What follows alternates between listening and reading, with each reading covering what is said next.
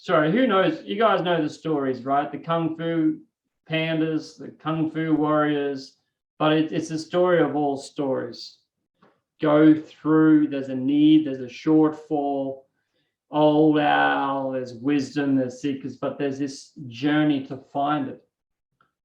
But now, what if we kind of just spend time regularly going within and finding it? So if confidence or love is inside of us, what if we simply, I know, might simple to some person might not be simple to another. And I wouldn't have thought it was that simple, but what if we could just go within and find that deep confidence, deep love, self-worth for ourselves, magnify it, wake it up, stir it up, and bring it out to the front. Hi there, Adrian here, and this is a video from a Zoom session that we do. We do these Zoom sessions every Sunday, and we take questions and answers from the audience, some of our students, some of our members. We never know what questions are coming up, so I'm always excited to do these sessions, and I hope to see you at one of them. Make sure you hit the subscribe button below and check out the other playlists that we have. Thank you, enjoy.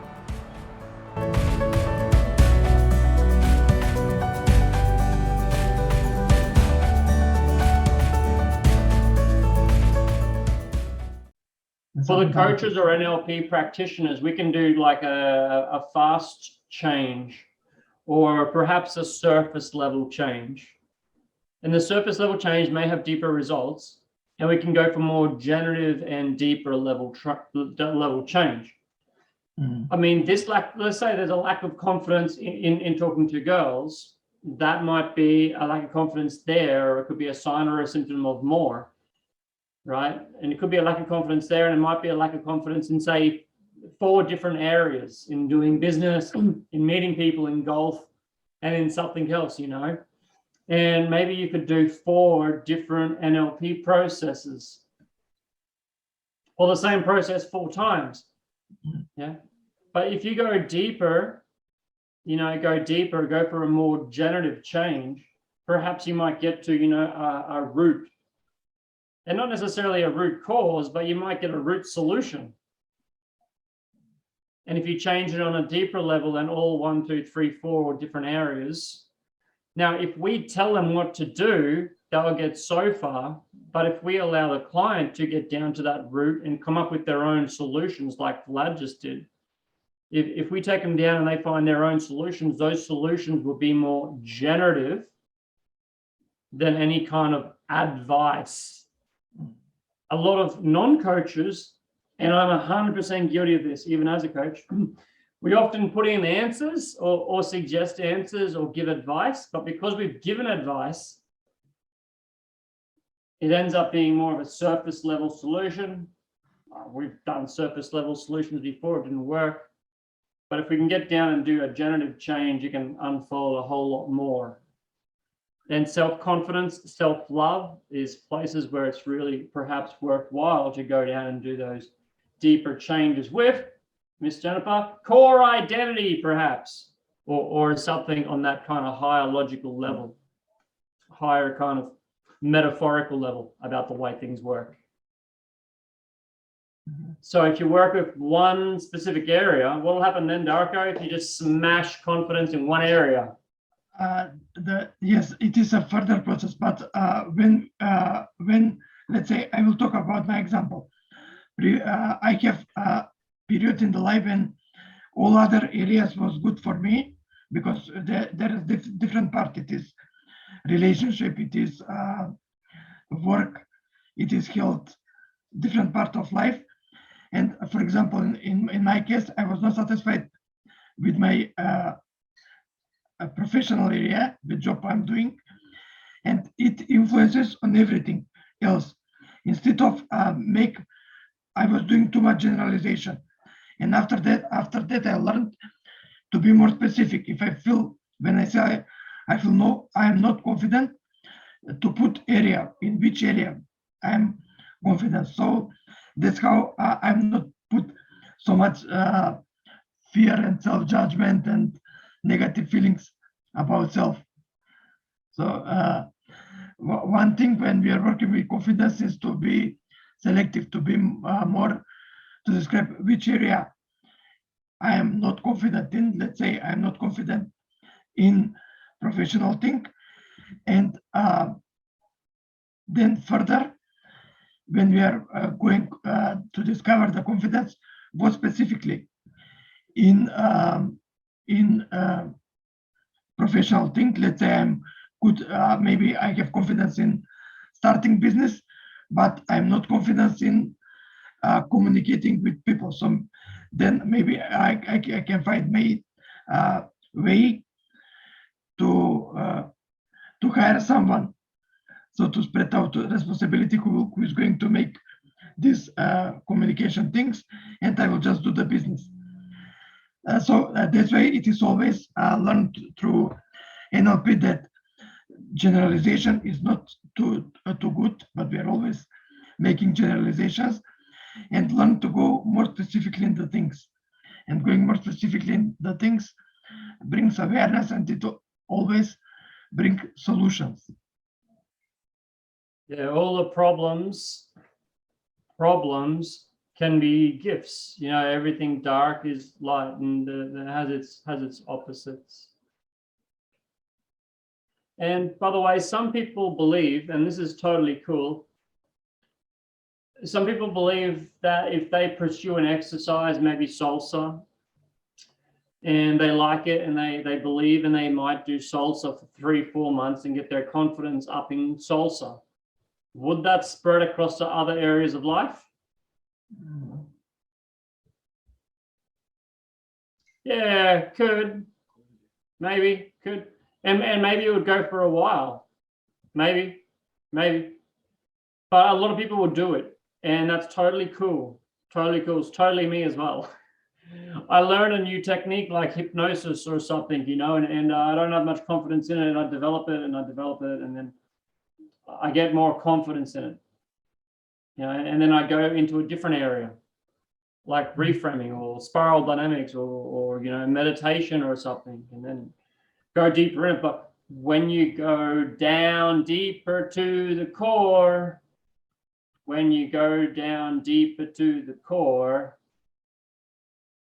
any ideas so far what else we could do? Go down deeper to the core. Jennifer has question, is it okay to be confident in one area of the life?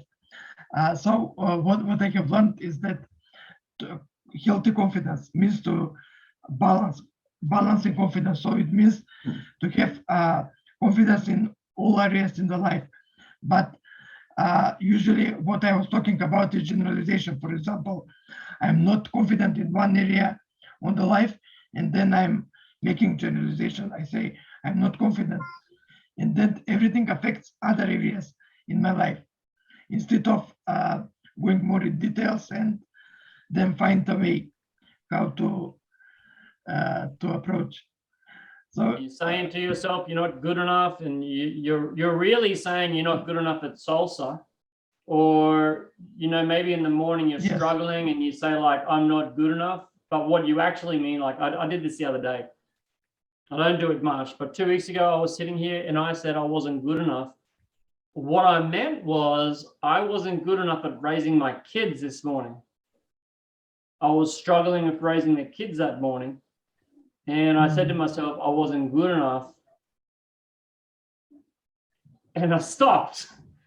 What I actually meant was I wasn't good enough at, you know, looking after my kids this morning. I wasn't present enough. I was struggling a bit. I didn't sleep enough. I think I might have been up late, you know, with something the night before. And I was saying to myself, I wasn't good enough. But what I really meant was I'm not good enough with the kids this morning, you know, with 6 hours sleep when I normally get 7. But I generalized it across to I'm not good enough. Luckily, I had the awareness and caught myself. Oh, shit. And some people will have the model that everything is inside already. So if everything is inside, for example, love, if love is already inside us, some of us might say we need to develop love, develop self-love, and other people might say we just need to open up to what's already there, because it's already within you. I like the Adrian, idea. can I concur? Yeah, William.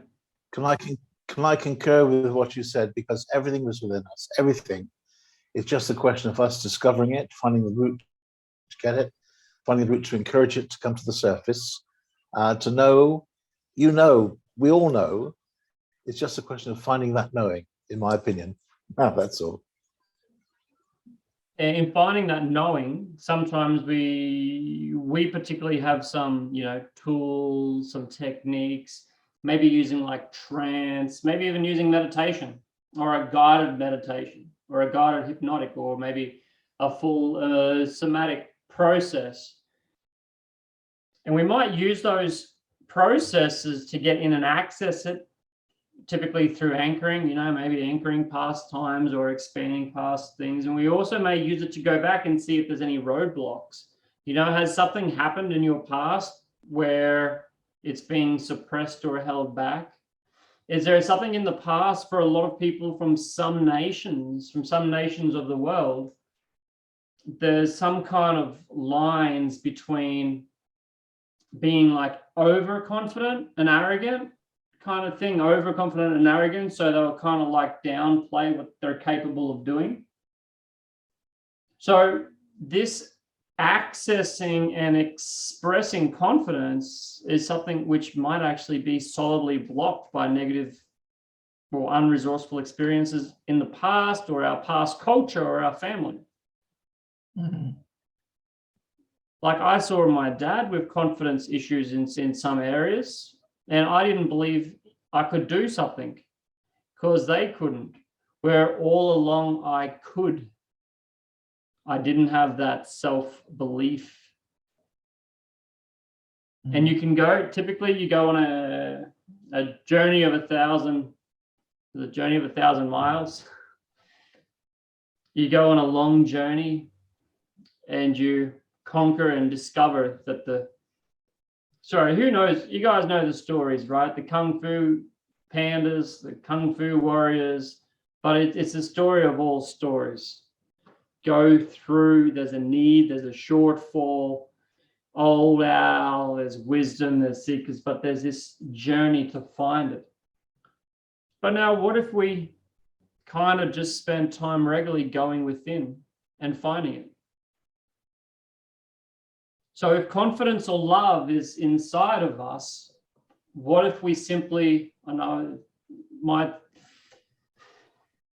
simple to some person might not be simple to another.